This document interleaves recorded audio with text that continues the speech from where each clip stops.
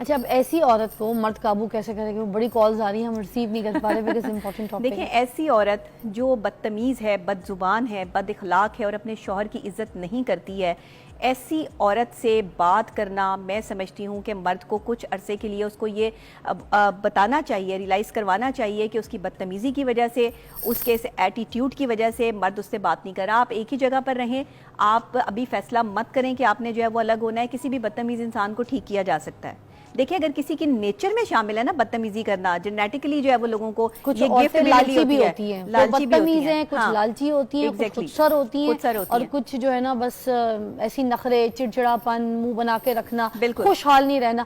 جیسے تو اسلام میں بھی یہ چوکھٹ بدل لو، ٹھیک ہے، اگر ایسی بیوی ہے جو ناشکری ہے، آل دیٹ، تو یہ ساری پوزیشنز آتی ہیں، مگر عورت مجھے لگتا ہے بھول جاتی ہے کہ بھائی مرد کی سب سے بڑی طاقت جو ہے نا فضا، وہ عورت ہے، بیوی ہے اس کی۔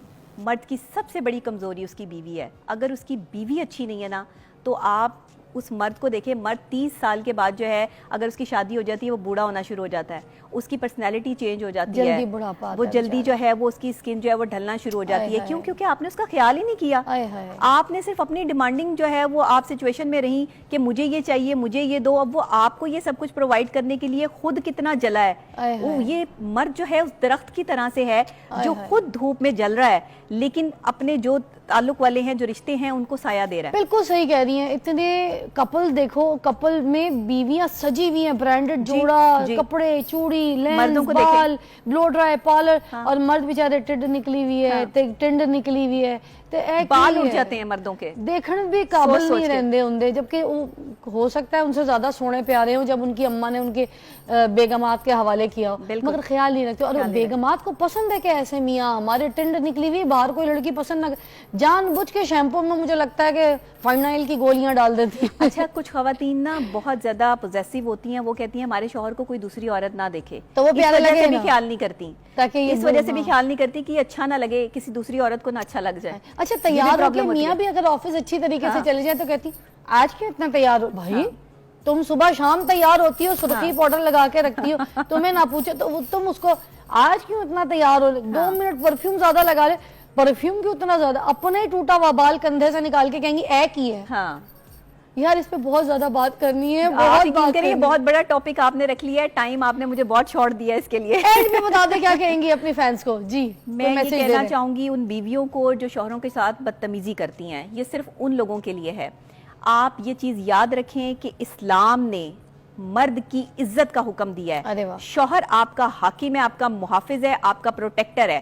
اگر آپ اپنے محافظ کو جو ہے وہ لوگوں میں ذلیل کریں گی، اس کے خلاف سازشیں کریں گی، اس کو ذہنی ٹارچر دیں گی، اس سے ڈیمانڈنگ ہو جائیں گی، اس کی کمائی میں لالچ کریں گی، یا اس کی کمائی میں لالچ کریں گی۔ دیکھیں بیوی کی وفاداری کا پتہ تب چلتا ہے جب شوہر غریب ہو جاتا ہے۔ ارے واہ کیا بات کہی ہے، اس کی جیب خالی ہو جاتی ہے، یہ ہے بیوی کی وفاداری۔ اس وقت جو بیوی وفادار ہے اسے بیوی کہتے ہیں، اسے کہتے ہیں اچھی بیوی۔ تو یہ اگر آپ نے اچھی بیوی بننا ہے نا تو پھر شوہر کے ساتھ وفاداری نبھانی پڑے گی، اور آپ کو سمجھانا پڑے گا اپنے آپ کو کہ ایک میرا جو شوہر ہے نا، خدا کے لیے نہ اپنے شوہروں کو جو ہے وہ اتنا ذلیل کریں، انہیں مینٹلی ٹارچر دیں۔ زیادہ تر آپ کے پاکستان میں ہارٹ اٹیک مردوں کو ہوتے ہیں، عورتیں تو جو ہیں وہ 80 90 سال تک جو ہے وہ زندہ بیٹھی رہتی ہیں۔ آپ تو اپنا دل کھول لیتی ہیں اپنے دوستوں کے ساتھ، وہ کہاں جا کے اپنے دل کی باتیں جو ہے وہ کریں، تب پتہ جائے گا جب اپنے آپ کو بیوہ کہلوائیں گی۔ صحیح بات ہے۔ ایک مرد کا سایہ اگر کسی کے ساتھ نہیں ہے نا، بھائی نہیں ہے، باپ نہیں ہے، شوہر نہیں ہے، آپ یقین کریں وہ عورت جو ہے وہ معاشرے میں کھڑے ہونے کے قابل نہیں رہتی۔